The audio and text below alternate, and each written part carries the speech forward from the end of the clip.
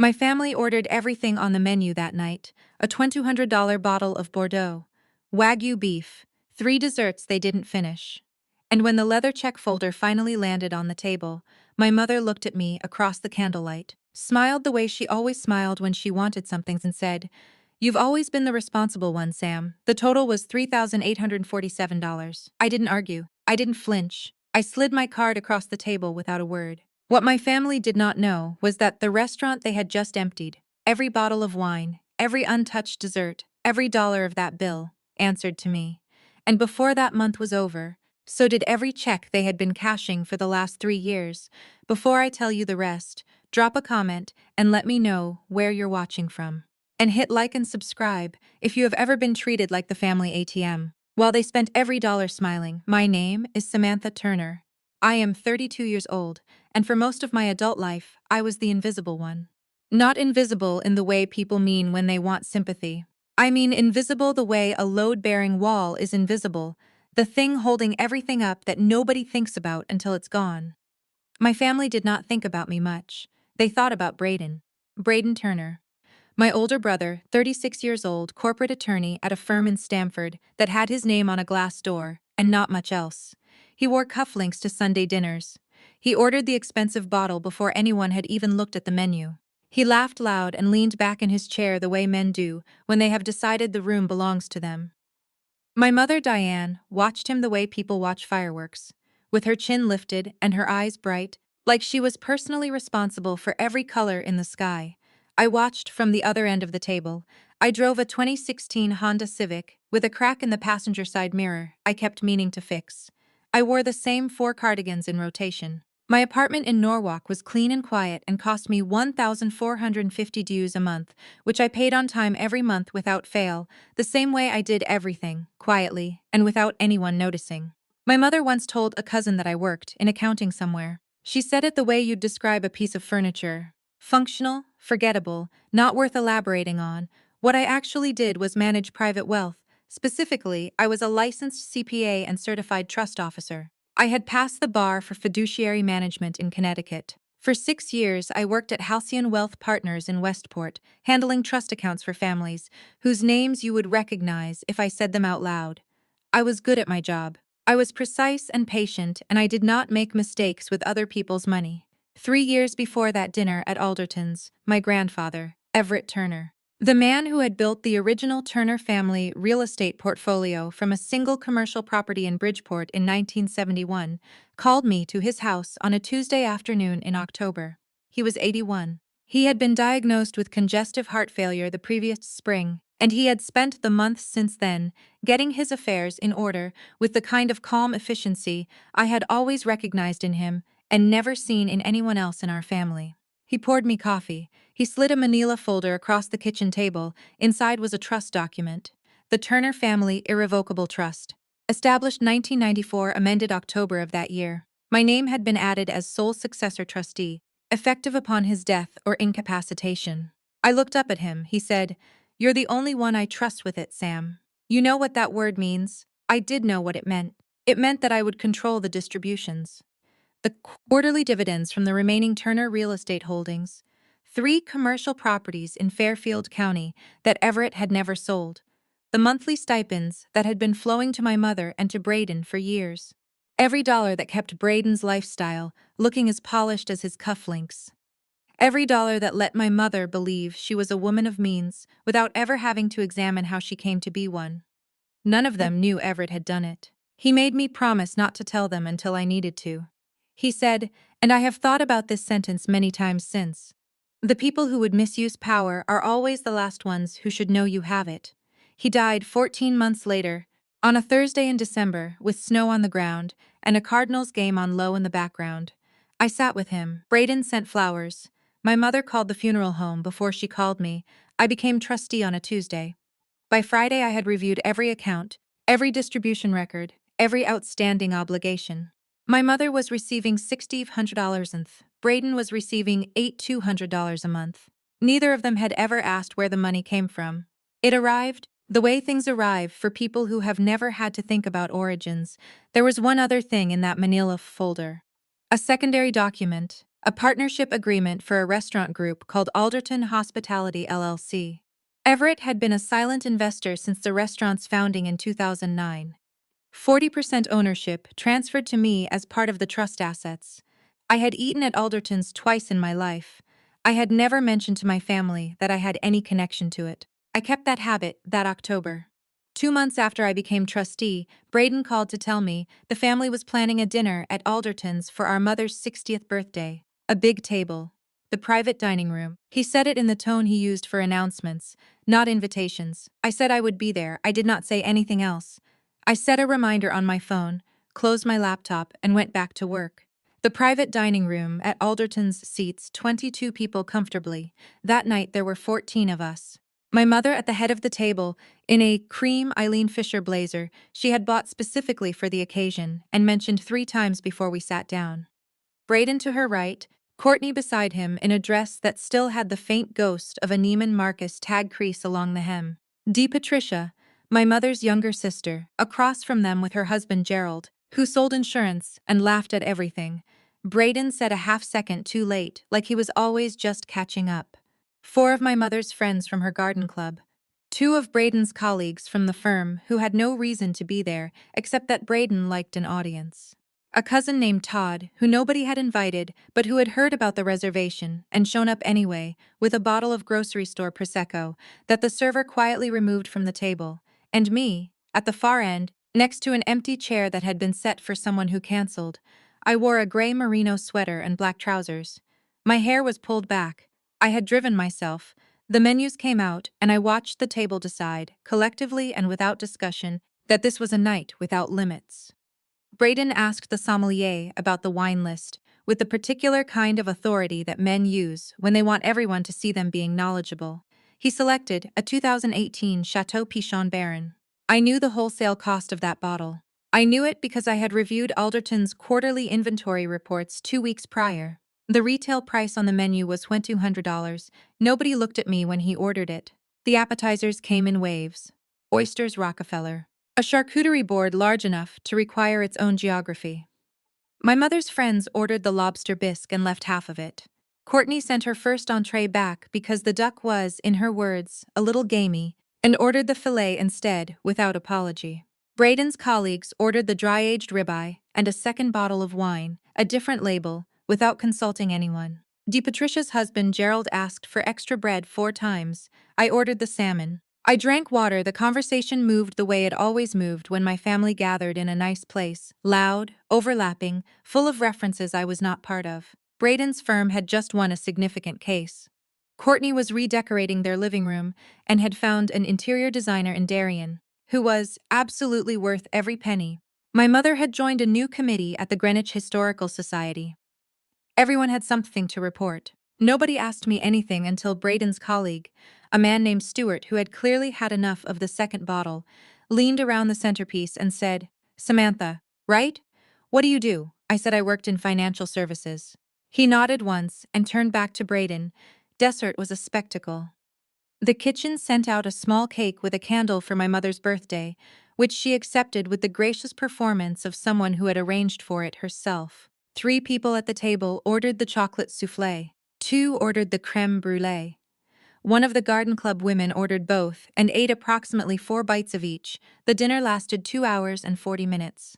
When the server arrived with the leather check folder, he placed it in the center of the table in the neutral way that good servers are trained to do. Equidistant from everyone, committed to no one, there was a pause. It was not a long pause. It was the kind of pause that has been rehearsed without anyone admitting it. Braden reached for his wine glass. Courtney found something interesting on her phone. My mother's friends began gathering their things with the practiced efficiency of women who have spent decades perfecting the art of not being present when the bill arrives. Patricia said something to Gerald in a low voice, and he nodded and looked at the table. Then my mother looked at me. She had a particular smile she used for moments like this. Not unkind, exactly. More like the smile you give someone when you are asking them to do something you have already decided they will do. She tilted her head just slightly, the way she had done my entire life when she wanted something framed as affection rather than expectation. She said, "You've always been the responsible one, Sam." I looked at her for a moment, then I reached into my bag, took out my card, and placed it on top of the check folder without opening it. The server came. He took the folder. He came back 4 minutes later, handed me the receipt, and I signed it without looking at the total. I knew the total. I had known approximately what it would be since the second bottle of wine was opened. The number at the bottom of that receipt was 3,847. Braden said, "Thanks, Sam. The way you thank someone for holding a door." My mother patted my hand. I drove home alone on I-95 with the radio off and the heat on low. The dashboard clock read 10:47 when I pulled into my parking spot. I sat in the car for a few minutes without moving. I was not angry. Anger requires surprise, and I had not been surprised. I was something quieter than that, something that had been accumulating for a long time and had just found its shape. I went inside. I made tea. I opened my laptop. There was an email from Marcus Webb, my co-managing partner at Alderton Hospitality. Timestamped 9:52 p.m. The subject line was, Q4 Revenue Summary. Strong close, let's connect. I read it. I closed it. I sat with the particular stillness of a person who has just understood something fully for the first time, the table I had been sitting at all evening. The wine Braden had ordered. The soufflés nobody finished. The $3.847 my family had smiled and handed to me like it was the most natural thing in the world. Every dollar of it had gone directly into a business that I owned. They had made me pay for my own restaurant. I set my mug down on the counter. I went to my desk. I opened the trust management portal and looked at the upcoming distribution schedule. The automatic transfers that went out on the first of every month to my mother's account and to Braden's. I did not cancel them that night. I simply moved the authorization date, and I went to bed. I did not sleep well that night, but not for the reasons you might think. It was not anger keeping me awake. It was not humiliation, though I had plenty of reason for both. What kept me sitting at the edge of my bed at 2 in the morning, looking at the streetlight coming through the gap in my curtains, was something more like clarity. The kind that arrives quietly, without fanfare, and rearranges everything you thought you had already decided. I had been making excuses for my family for a long time. Not out loud, I was too careful for that, but internally, in the way you do when you love people who consistently disappoint you. You build small scaffolding around each incident to keep it from becoming the whole picture. That night at Alderton's was not the first time I had paid for something I had not agreed to pay for. It was not the first time my mother had used that smile. It was not even the first time Braden had thanked me with the energy of someone thanking a valet. There was the summer I paid my mother's property tax bill, $11,400, because she told me Braden was going through a difficult period and couldn't contribute. I found out 3 weeks later that Braden had just put a deposit on a boat. There was the Christmas I bought all the gifts for the family gathering, because my mother said she was a little tight that year. She wore a new coat to the party that still had the price tag inside the collar. I saw it when she hugged me. There was the birthday dinner 2 years before Alderton's at a different restaurant, a smaller bill, and the same leather folder placed in front of me with the same tilted head and the same words. You've always been the responsible one, Sam. I had told myself these things were manageable.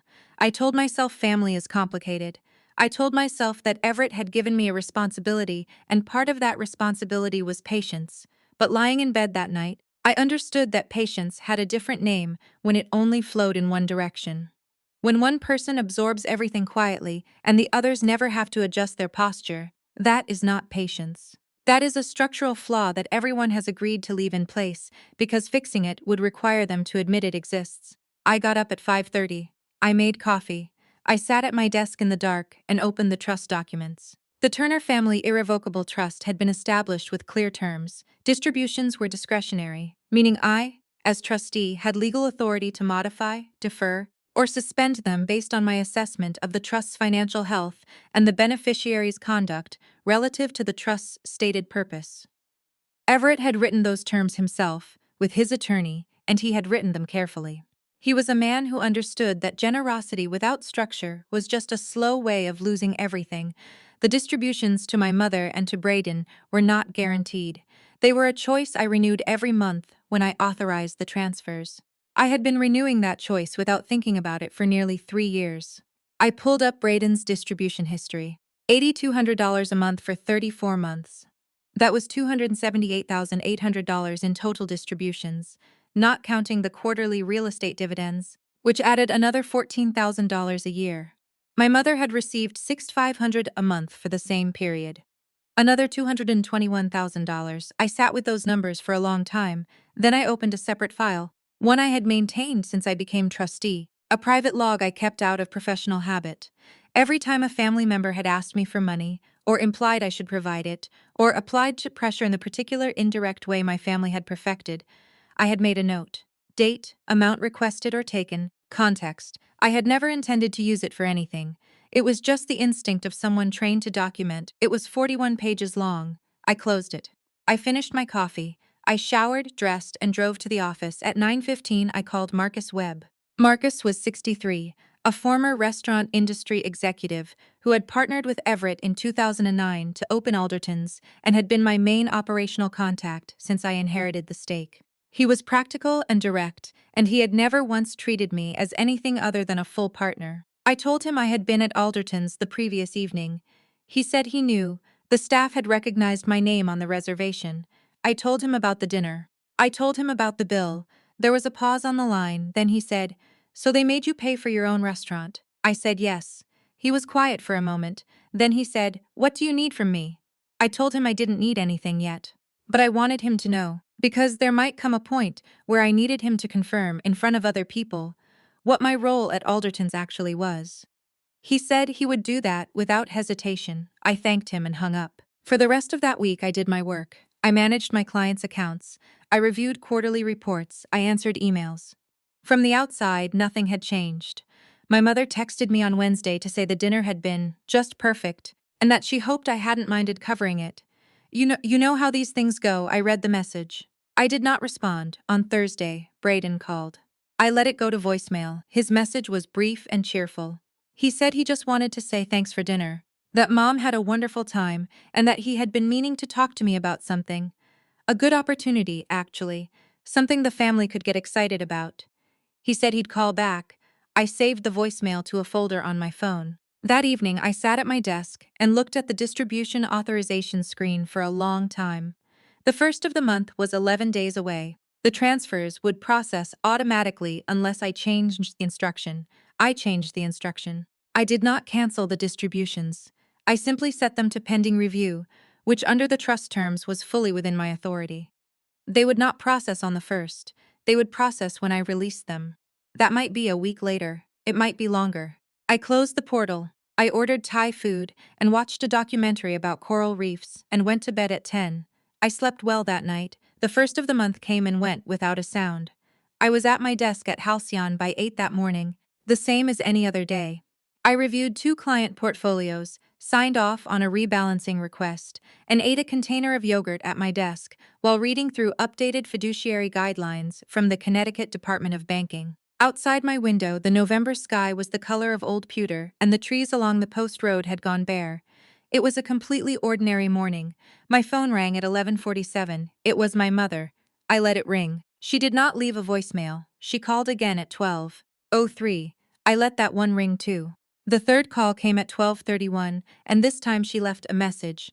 Her voice careful and controlled in the way it got when she was trying to sound calm and was not succeeding. She said her bank transfer hadn't come through, and she was sure it was just a processing delay, but could I look into it when I had a moment? She said, "When you have a moment," twice. I finished my yogurt. I went back to the fiduciary guidelines. Braden called at 2:15. He did not bother with careful. His voicemail lasted 40 seconds and covered, in that time, the information that his transfer had not arrived, that he had a mortgage payment due on the 5th, that he assumed this was a banking error, and that I should call him back as soon as possible. He used the word, obviously, 3 times. Obviously there's been a mistake. Obviously this needs to get sorted. Obviously you understand the situation. I saved that voicemail to the same folder as the first one. That evening, I opened the trust documents and read through them again from the beginning. Not because I needed to. I had them largely memorized at this point, but because I wanted to be absolutely certain of every clause before the conversation I knew was coming. Everett's attorney, a methodical man named Howard Clifton, who had been practicing trust law in Westport for 31 years, had drafted the document with the kind of precision that left no room for creative interpretation. The discretionary distribution clause was clear. As trustee, I had full authority to modify timing and amount of distributions based on my assessment of trust assets, beneficiary conduct, or any other factor I deemed relevant to the trust's stated purpose, which was the preservation and responsible stewardship of the Turner family's financial legacy. There was a formal process for beneficiaries to contest a trustee decision, involving written notice and a 60-day review period. There was no provision for them to simply demand the money and receive it. I also pulled the Alderton Hospitality Partnership Agreement and read through it carefully. My 40% stake had been valued at the time of Everett's death at approximately $1.1 million, based on the restaurant's 2021 revenues. Since then, Marcus and I had made two significant capital improvements, a kitchen renovation and an expanded private dining capacity, and the most recent valuation, completed in September, had put my stake at $1.6 million. I thought about that number for a moment. Then I thought about $3,847. Then I thought about the smile. I closed the partnership agreement and opened my personal financial records, not the trust, which I kept entirely separate, but my own accounts. My salary at Halcyon was $163,000 a year. I had been saving aggressively since my mid-20s, the way people do when they grow up watching others spend, without thinking about where it comes from. My personal liquid assets were just under $340,000. My retirement accounts were fully funded. I had no debt. My family believed I was someone who worked in accounting somewhere and drove a car with a cracked mirror because I could not afford a better one. I had never corrected that impression. Everett had told me once that the most dangerous thing a person could do was let other people know the full extent of what they had before those people had demonstrated what they would do with that information. He said it in the context of real estate negotiation, but I had always understood it to apply more broadly. My family had now demonstrated, clearly and repeatedly and most recently, over $3,847 of food and wine they did not finish. Exactly what they would do with that information. The following morning, I had a scheduled call with Howard Clifton, a routine quarterly check-in I had kept on the calendar since I became trustee. I added two items to the agenda. The first was a formal amendment to the distribution schedule, converting the automatic monthly transfers to discretionary manual releases, effective immediately. Howard said this was entirely within my authority and would take him 2 days to document properly. I told him to take the time he needed. The second item was a question about a specific scenario. I described it in general terms: a beneficiary who had used the trust's name or implied trust backing in a financial context without trustee authorization. I asked what the legal exposure would be for that beneficiary. Howard was quiet for a moment, then he said, "That would constitute a breach of fiduciary representation, potentially actionable, depending on the specifics." "Why do you ask?" I told him I was not certain yet. I said I wanted to understand the landscape. He said, "Samantha, if you have reason to believe there's been unauthorized use of trust assets or trust identity, you have an obligation as trustee to investigate and document." I said I understood. I thanked him and hung up. I sat back in my chair and looked at the ceiling for a long moment. 2 days earlier, out of a habit I had formed of reviewing anything connected to trust assets, I had run a search on Braden's professional history. It was not unusual for me to do this. I periodically reviewed public records related to beneficiaries as part of my trustee due diligence. What I found had been sitting in a file on my desktop since Tuesday afternoon, and I had been deciding what to do with it since Braden had applied for a construction loan in October, a $340 Zusan loan for a home renovation he had not mentioned to anyone in the family. In the loan application, filed with a private lender in Fairfield County, the applicant's listed assets included a reference to beneficial interest in the Turner Family Trust. Estimated value $420,000. Braden did not have a beneficial interest in the Turner Family Trust. He had a discretionary distribution, which was a different thing entirely, and which any attorney, including one who wore cufflinks to Sunday dinners, should have known was not the same thing as an asset he could claim. I read that line in the loan document 3 times, then I opened a new folder on my desktop and named it simply Documentation. I moved Howard's call notes into it. I moved my 41-page log into it. I moved the voicemails. I moved the loan application. I moved the Alderton's receipt from the night of the dinner, which I had photographed before filing it. I looked at the folder for a moment, then I went back to work. Braden called again on a Wednesday morning, 9 days after the distributions had not arrived. This time I answered. He did not open with hello. He said, Sam, what's going on with the trust payments? Mom's been calling me every day. I said, I know. She's been calling me too. There was a brief pause. He recalibrated. When he spoke again, his voice had shifted into the register he used in professional settings, measured, reasonable, the tone of a man who has decided to be patient with someone who is making things unnecessarily complicated. He said the transfers were late and he needed to understand the timeline. He had financial obligations. He said this carefully. The way people say things they believe are self-evidently true and should not require explanation. I told him the distributions were under review. He said, under review for what? I said that as trustee, I had discretionary authority over the timing and amount of all distributions, and that I was conducting a routine assessment of the trust's current financial position. I kept my voice even. I used the same tone I used with clients, clear, professional, neither warm nor cold. He was quiet for 3 seconds. I counted, then he said, Samantha. This is family money, I said. It's trust money, Braden. There's a legal distinction. Another pause. Longer this time, he said. I don't know what's gotten into you, but whatever this is about, it can wait. I need that transfer. I have a mortgage payment on the 5th and I'm already past it. I said I understood he had financial obligations and that I would complete my review as quickly as I responsibly could. He said my name again slowly, with the particular weight people use when they want you to understand that you are being unreasonable and they are being gracious about it. Then he said, there's actually something I've been wanting to talk to you about. A good opportunity. Something I think you'll want to be a part of. I said, go ahead. He told me he had found a house, not just any house. A 4-bedroom colonial in Greenwich, backing up to a nature preserve, recently renovated kitchen, 3-car garage, listed at $1.4 million. He and Courtney had been looking for 2 years and this was the one. They had spoken to their mortgage broker and been pre-approved for $1.1 million. The gap was $300,000. He needed a down payment. He said the word contribution rather than loan, which I noted. He said the family had always supported each other. He said that when he and Courtney were settled in the new house, there would be room for family gatherings, holidays, a proper space for Mom. He said this as though it were compensation, as though square footage were a currency I should find compelling. He said he thought $85,000 from me would be fair given my, and here he paused briefly, financial situation. I asked him what he meant by my financial situation. He said, come on, Sam. You make good money. You don't spend anything. You don't have a family. You don't have a mortgage. It's not a stretch. I let that sentence settle in the air between us for a moment. You don't have a family. I thought about the 41-page log on my desktop. I thought about the Christmas coat, with the price tag still inside the collar.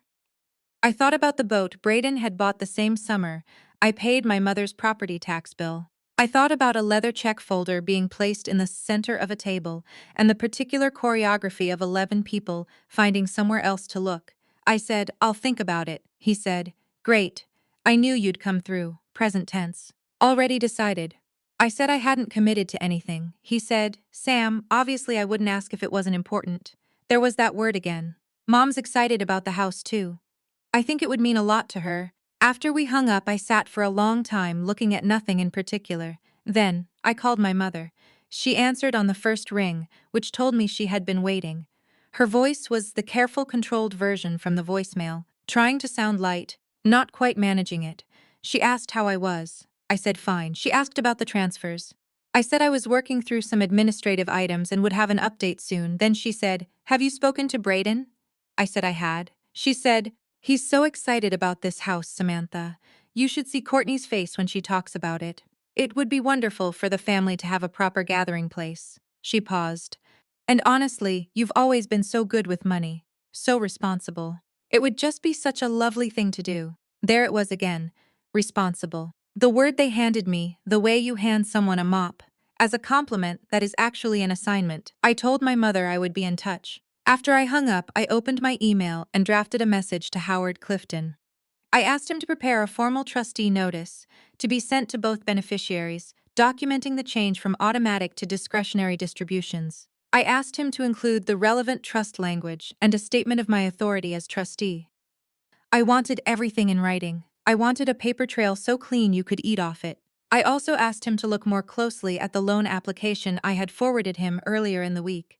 His response came 2 hours later. He had reviewed it. His assessment was that the language Braden had used to describe his trust interest was materially misleading and potentially constituted misrepresentation of assets to a lender. He said he wanted to speak with me before I took any action. We spoke the following morning. Howard was careful, as he always was, and thorough. He walked me through the range of possible implications: civil liability, potential referral to the state bar, given that Braden was a licensed attorney, the possibility of the lender seeking remedy. He was not alarmist. He simply laid out the landscape the way a good attorney does, clearly, without embellishment, and without telling me what to do. He did say one thing that I wrote down. He said, "Samantha, you did not create this situation, but you are the only person in a position to address it properly. That is the nature of your role." I underlined it twice. That afternoon, Courtney texted me for the first time in 4 months. We were not close. We had never been close, but she had apparently decided that a direct approach was worth trying. The message was long and warm in the performative way of someone who has rehearsed warmth. She told me how much the house meant to them. She told me Braden worked so hard.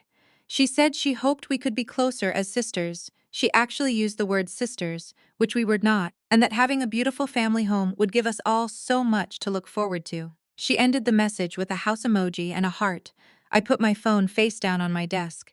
2 days later, my mother called again. This time, she did not mention the transfers. She told me that Braden had found a lender who could move quickly, and that the sellers had accepted their offer, contingent on financing. The closing was scheduled for the 17th of next month. She said Braden was planning a small gathering at the signing, family, and a few close friends, to celebrate. She said she hoped I would come. I said I would be there. I meant it. The message appeared in the family group chat on a Thursday evening at 8:43 p.m. I was on my couch with a book when my phone lit up. The group was called Turner Family, created by my mother 3 years prior, used primarily for forwarding inspirational quotes and photographs of food. I checked it maybe once a week. That evening, I picked up my phone and read Courtney's message, and then set the phone down on the cushion beside me and looked at the wall for a moment. The message was long. It began warmly, thanking everyone for their excitement about the new house, describing the neighborhood, mentioning the nature preserve and the kitchen island and the 3-car garage. Then it shifted. Courtney wrote that she wanted to be honest with the family because she believed in open communication.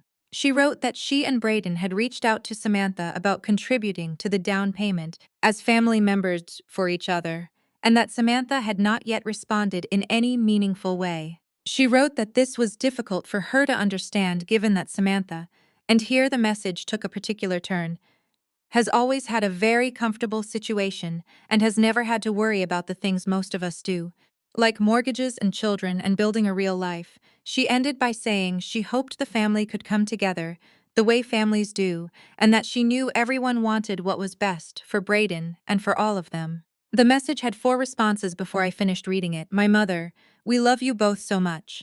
Family always finds a way, deep Patricia. Sending prayers for a smooth closing. You deserve this house, Gerald." A thumbs up emoji. Todd, the cousin nobody had invited to the birthday dinner, who had apparently been in the group chat the whole time. Samantha always had more than she let on. Oh lol. I read Todd's message twice. Then I put my phone face down again and went back to my book. I did not respond that night. I did not respond the following morning. I understood what was happening. The pressure was being distributed now, spread across the group, the way you spread weight across a surface to keep it from cracking in one place. If enough people saw the message, enough people would form an opinion. And the opinion would be that I was withholding something I had an obligation to give. The mechanics of family pressure are not complicated. They rely on the target's desire to be seen as reasonable. I had spent 32 years being seen as reasonable. I was not interested in it anymore. On Friday, I called Howard Clifton. I told him I was ready to move forward on 2 things simultaneously. First, the formal trustee notices to both beneficiaries, which he had already drafted and which I now authorized him to send. The notices would inform my mother and Braden in writing that the Turner Family Trust distributions had been converted to discretionary manual releases, effective the previous month, and that the trustee was conducting a review of all trust obligations and beneficiary conduct. The language was formal and precise and left no room for the kind of interpretation my family preferred, the kind where things mean whatever is most convenient at the moment. Second, I asked Howard to formally document and preserve the loan application finding. Not to take action yet, just to have it documented, dated, and in the record. He said he would handle it that day. After I hung up, I drove to the office, though it was a Saturday, because I needed to think in a space that was not my apartment. I sat at my desk for 2 hours reviewing the trust assets with fresh eyes. Not the distributions, but the underlying holdings. The 3 commercial properties in Fairfield County, their current valuations, their income streams, the trust's total asset value, which had grown under my management from $3.1 million at Everett's death to just over $4.2 million. I thought about what Everett had said about power and the people who would misuse it. I thought about a 41-page log and a loan application and a group chat message that used the phrase, "a real life," to describe something I did not have. On Sunday, my mother posted on Facebook. She did not mention me by name. She posted a photograph of herself at what appeared to be a coffee shop, holding a mug, looking out a window with an expression of gentle sadness. The caption read, "Sometimes the hardest thing is when you give your whole heart to your family and realize not everyone values what that means. Grateful for the ones who show up. You know who you are." 18 people liked it. 3 left heart emojis. One of my mother's garden club friends commented, "Sending you love, Diane." Family can be so complicated. I screenshotted it. I added it to the documentation folder. That week, Braden left 2 more voicemails. The first was a repetition of the reasonable professional tone, slightly strained now, reminding me that the closing date was approaching and that the family was counting on me. The second voicemail was shorter.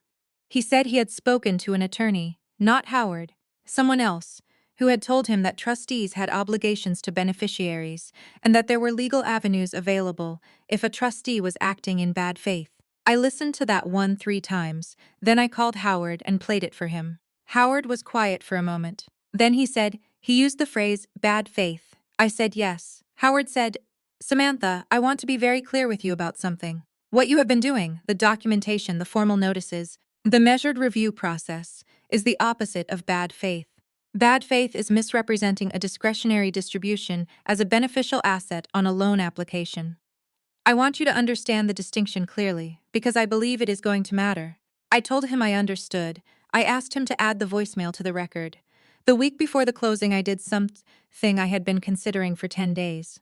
I called Marcus Webb and asked him to attend the closing gathering with me. I told him why. I told him everything: the dinner, the bill, the trust, Braden's loan application, the group chat, the Facebook post. Marcus listened without interrupting.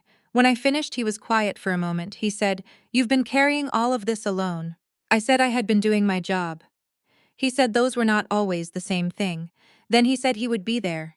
He said he would bring the Aldertons' partnership documentation, and he would introduce himself however I needed him to. He said he had spent 40 years in business, and he knew the difference between a person who had earned what they had and a person who was trying to take what they hadn't. He said it was going to be his genuine pleasure to be in that room. I thanked him. I spent the remaining days, before the closing, preparing everything with the care I brought to my most complex client accounts. Howard's documents, organized and tabbed, the trust amendment, executed and notarized. The Aldertons' partnership confirmation, signed by Marcus and countersigned by the restaurant's primary attorney. My personal financial statement, not because anyone had asked for it, but because I believed in being prepared for every question. I also drafted a single letter. 2 paragraphs, clear and formal and without emotion. I sealed it in an envelope and wrote Braden's name on the front. I did not tell anyone I was bringing it.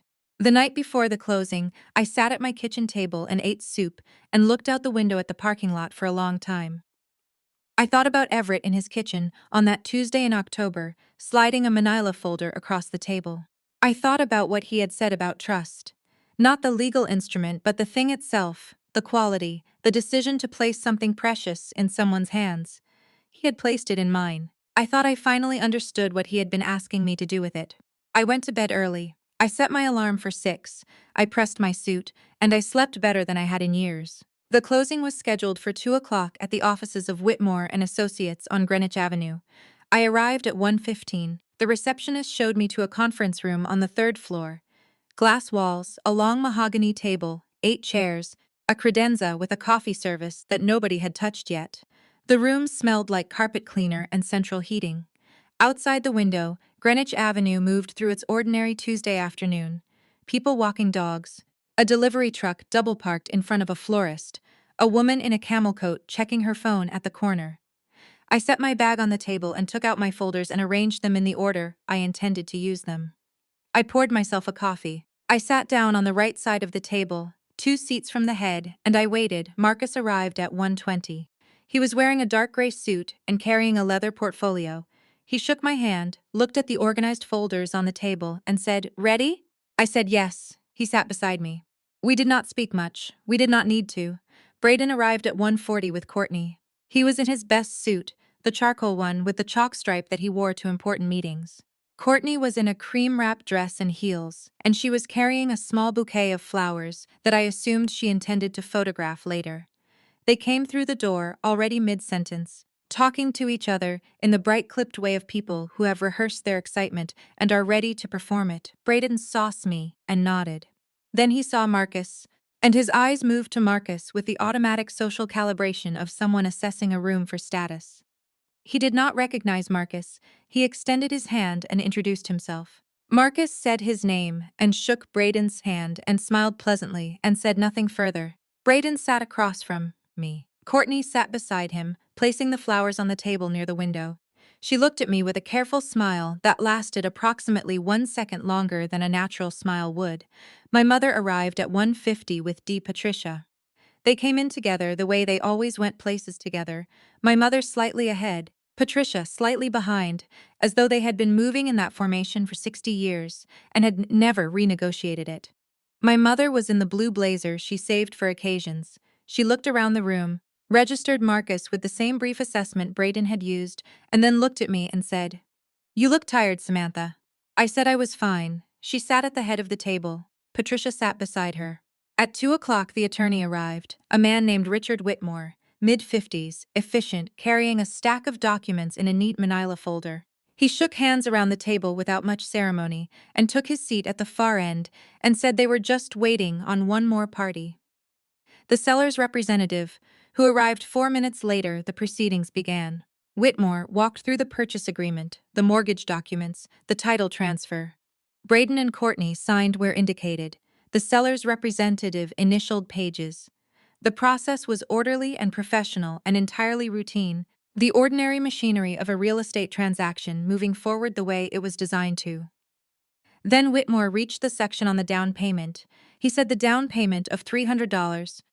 Zuzana had been documented in the preliminary agreement as coming from a combination of personal savings and a family contribution. He looked up from the page and said, "Just for the record, can we confirm the source of the family contribution portion?" Braden looked at me. I looked back at him. He said, "My sister is contributing $85,000, and the remaining balance is coming from a draw against the Turner Family Trust." The room was quiet. Whitmore looked at his documents. "The Turner Family Trust, that's a listed asset in your financial disclosure. Can you confirm the trustee has authorized a distribution for this purpose?"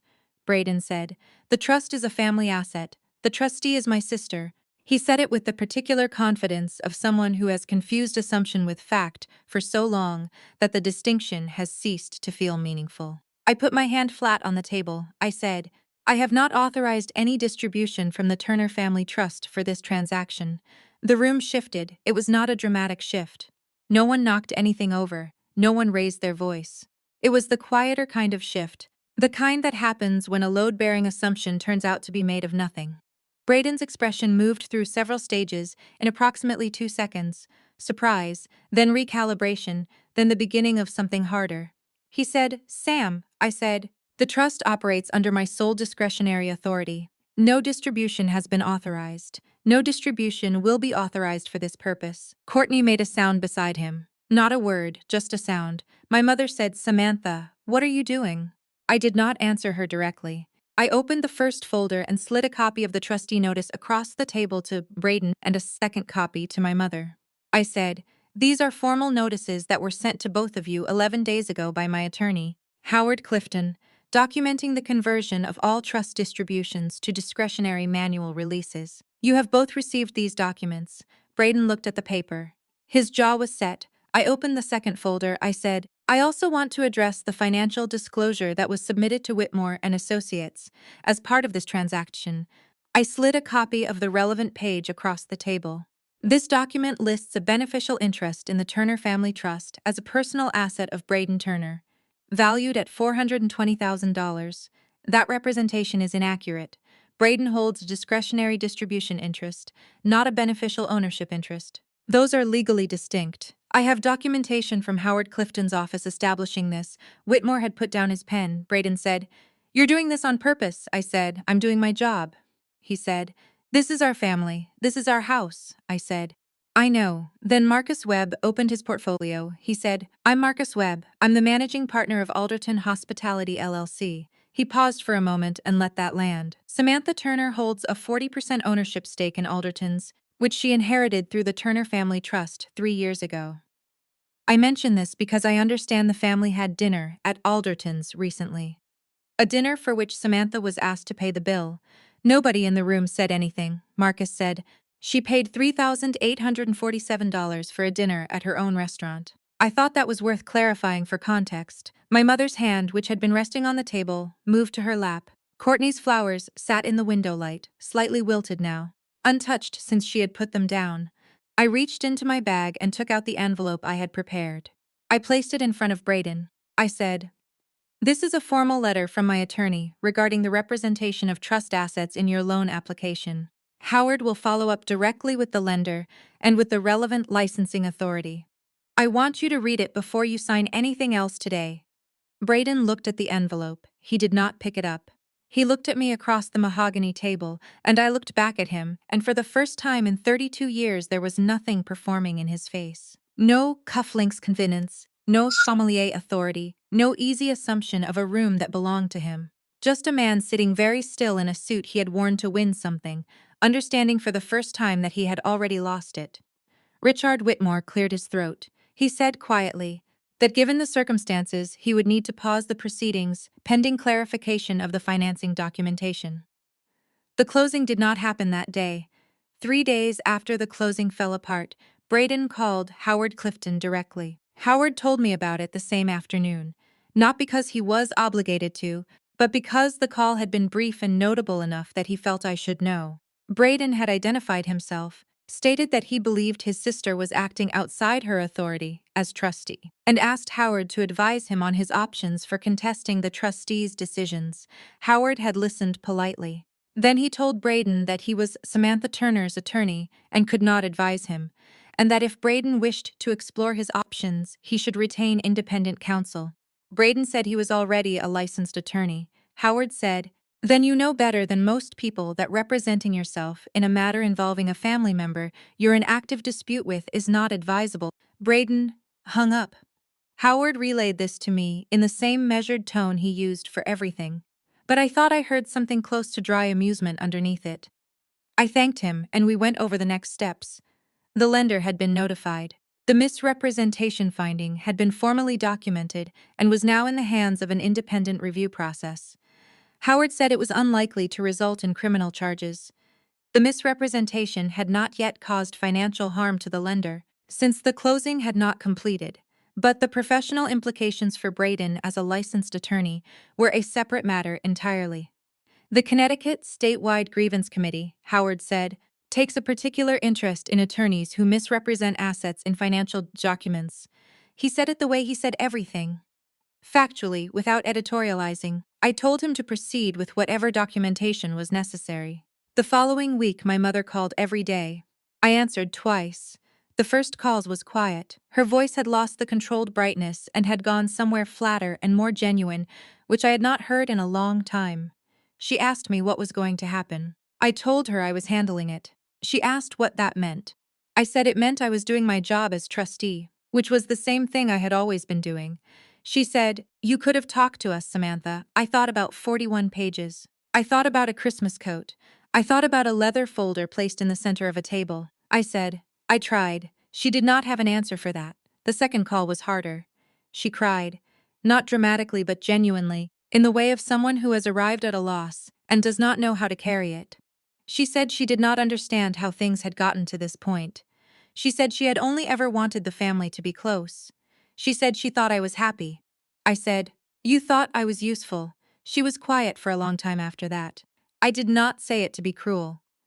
I said it because it was true and because I had decided, somewhere between the parking lot of Alderton's and the conference room on Greenwich Avenue, that the kindest thing I could do for both of us was to stop letting comfortable fictions do the work that honest words should have been doing for years. On the Friday of that week, I received a call from an unknown number. I almost didn't answer. The woman on the line identified herself as a reporter from the Greenwich Time, a local paper, who had heard from a source that a significant real estate closing in town had fallen apart under unusual circumstances involving a local family trust. She asked if I had any comment. I said I did not. She said, "Is it true you own a stake in Alderton's restaurant?" I said I had no comment and thanked her for calling, and ended the call. I called Marcus immediately. He had received a similar call and had similarly declined to comment. He said he was not surprised. Greenwich was a small town in all the ways that mattered, and a closing that collapsed at the table had a way of traveling. He said it would be a short news cycle. He was right. No story ran, but the call told me something. It told me that the version of events that was circulating, in the family, in the social circles my mother and Braden moved in, was a version in which I had done something to them, rather than a version in which I had stopped allowing something to be done to me. I had expected this. It is the nature of the position I had been assigned in my family for 30 years, the responsible one, the quiet one, the one who absorbed without complaint, that any deviation from that role reads as aggression. I was comfortable with that. 2 weeks after the closing date, Braden called me. It was a Sunday evening. I was making pasta. I almost let it go to voicemail, then decided against it. He said my name, just that at first. Samantha. The way he used to say it when we were children, and he had broken something and needed me not to tell. Then he said he wanted to talk. I said, okay. He said he had retained an attorney, someone outside the family, outside his firm. He said the attorney had reviewed the trust documents and had advised him that his position was, in the attorney's words, not strong. He said the attorney had also been very clear about the bar complaint exposure. I waited. He said, "I made a mistake on the loan application." "I know that," I said. "I know you know." There was a long pause, long enough that I checked the pasta. He said, "What do you want, Sam?" It was an interesting question. Not the right question. The right question would have been what he should do, or what he owed, or how he had let things get so far. But it was the most honest thing he had said to me in years, maybe ever, and I gave it the consideration it deserved. I said, "I want you to understand what the trust actually is. It is not a family ATM. It is not an asset you can list on a loan application. It is Everett's life's work, and he gave me the responsibility of protecting it because he understood what would happen to it if he didn't." Brayton said, "He didn't tell us." I said, "He told me why." Another silence. I said, "I am not going to pursue the bar complaint. Howard will withdraw the referral. That is my decision to make as the injured party, and I am making it. But the trust distributions are going to remain discretionary and manual going forward.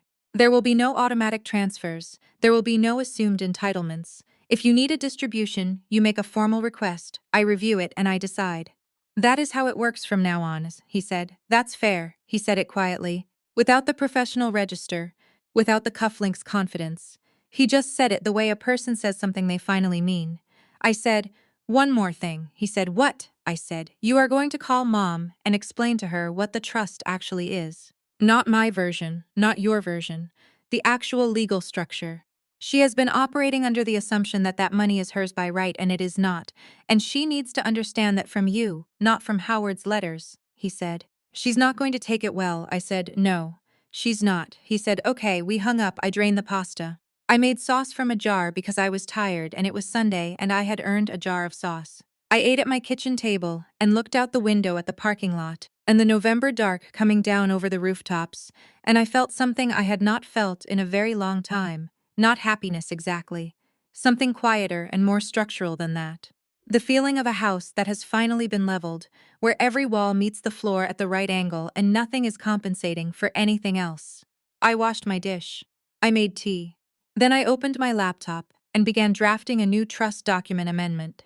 One that formalized everything I had told Braden, that established clear protocols for distribution requests, accountability standards, and a dispute resolution process that would protect both the trust and its beneficiaries going forward. It took me 4 hours. It was the best 4 hours of work I had done in years.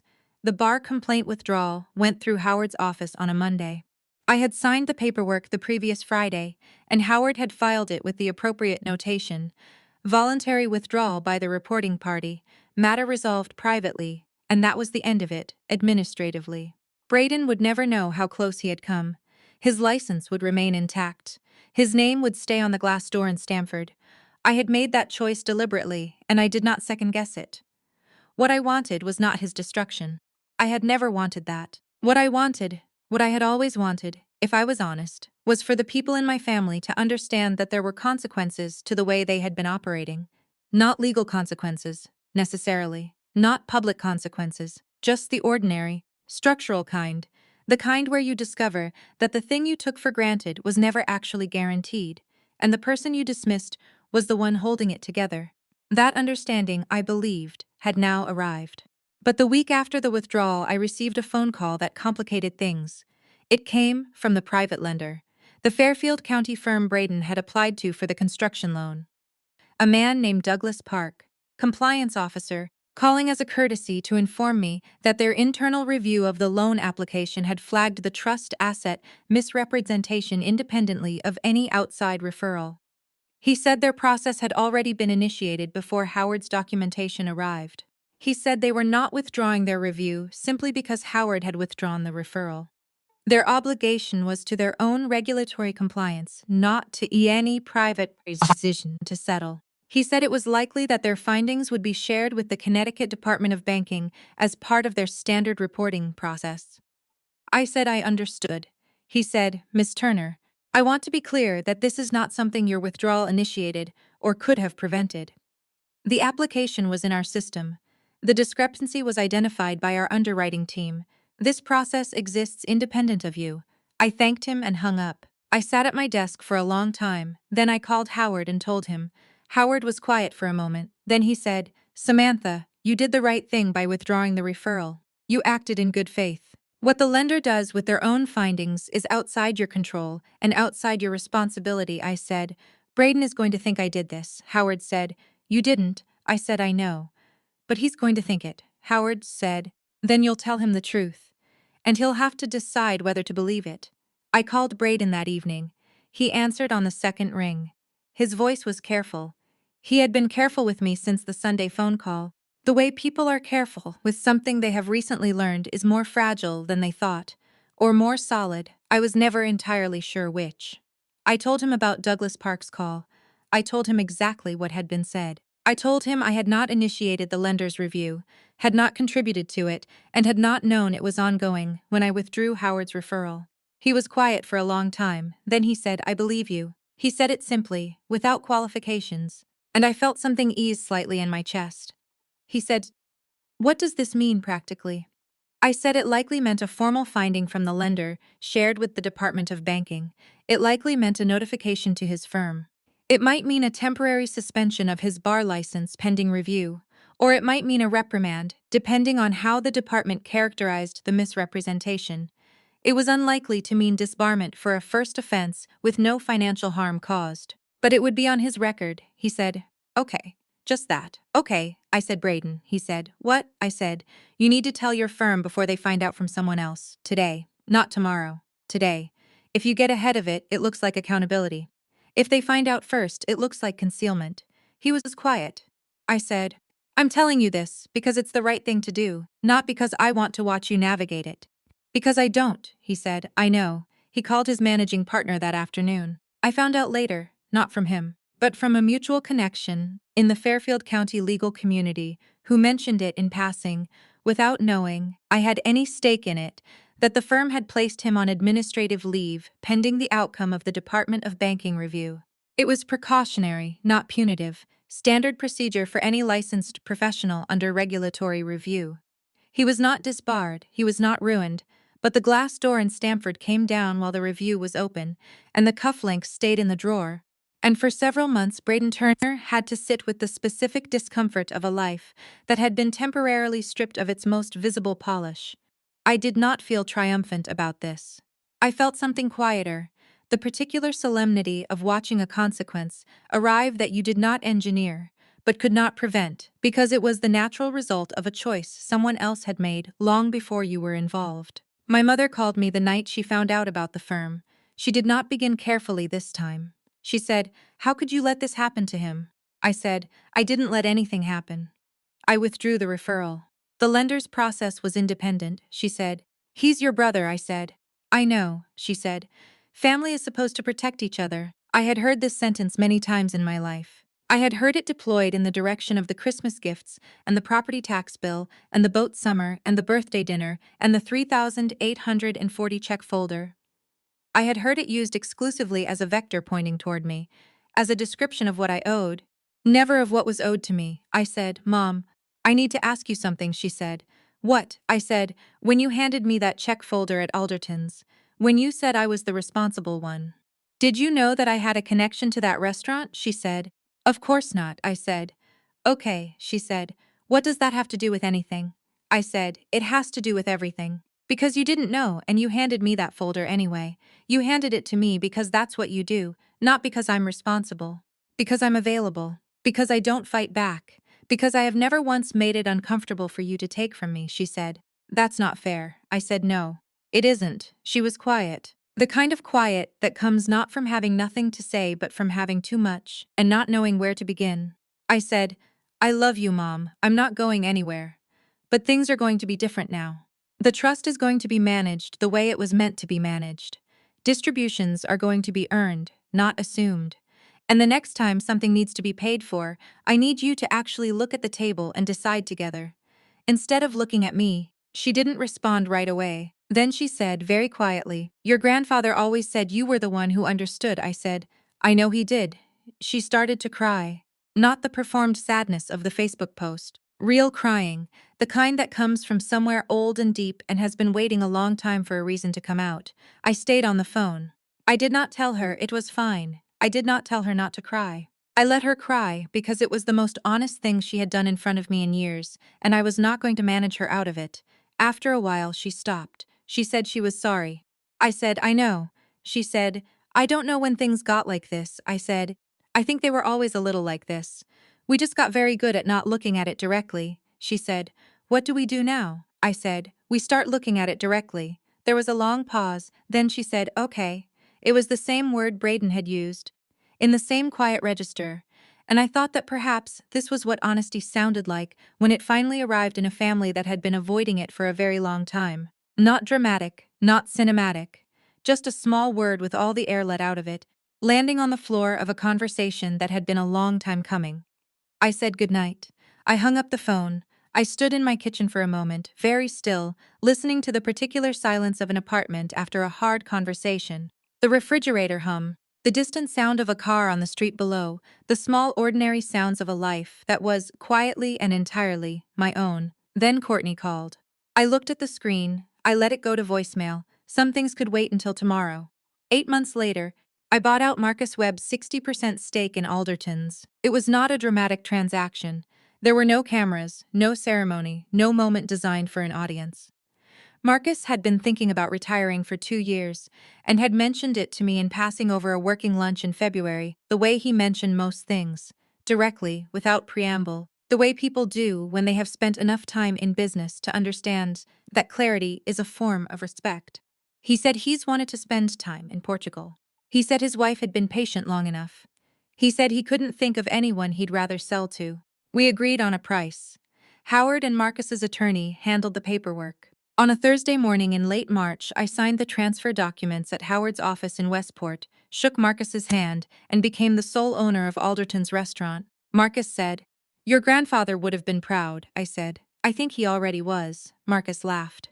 It was a good laugh, warm and unperformed, the kind that comes from somewhere real. He said goodbye to me in the parking lot, got into his car, and drove toward his retirement and his wife and eventually Portugal. And I stood for a moment in the cold March air, thinking about Everett at his kitchen table with the manila folder and the coffee and the particular calm of a man who had known exactly what he was doing. I drove to Alderton's that afternoon. Not for any business reason. I just wanted to be there. The lunch service was winding down when I arrived. The maitre d', a composed woman named Sylvia, who had been with the restaurant since its opening year, greeted me at the door and said, "Miss Turner, welcome." She said it the way she said it every time, with the quiet professionalism of someone who has always known who you are, even when you came in as a guest and paid your own bill. I walked through the dining room slowly. The afternoon light was coming through the west-facing windows in long, pale columns, catching the glassware on the tables being reset for dinner service. The kitchen sounds drifted through the pass, the efficient percussion of a professional kitchen in its quiet hours, prep work and mise en place, and the low murmur of cooks moving through their stations. I sat at the table in the corner. It was not the private dining room table. It was a two-top near the window, one of the smaller ones, the kind that fills in around the perimeter while the larger parties take center stage. Unremarkable. Easy to overlook. It was, I was nearly certain, the table I had been seated at the night of my mother's birthday dinner. At the far end away from everything, next to the empty chair, Sylvia brought me a glass of wine without being asked. A 2019 Burgundy. Not the $1, 200 bottle Braden had ordered that evening, but something quieter and older and considerably better, from the reserve list we had added during the kitchen renovation. I sat alone at that table for a long time. I thought about Everett. I thought about the manila folder, and the October afternoon, and the thing he had said about trust. I thought about 14 people in the private dining room eating everything on the menu, and the choreography of 11 people finding somewhere else to look when the check arrived. I thought us out signing a receipt for $3.847 without opening it, and driving home on I-95 with the radio off. I thought about how much had changed and how much had not. Braden's bar review had concluded in April with a formal reprimand and a mandatory ethics course. Not disbarment, not suspension, but a permanent notation on his record and the requirement to complete 12 hours of professional responsibility training.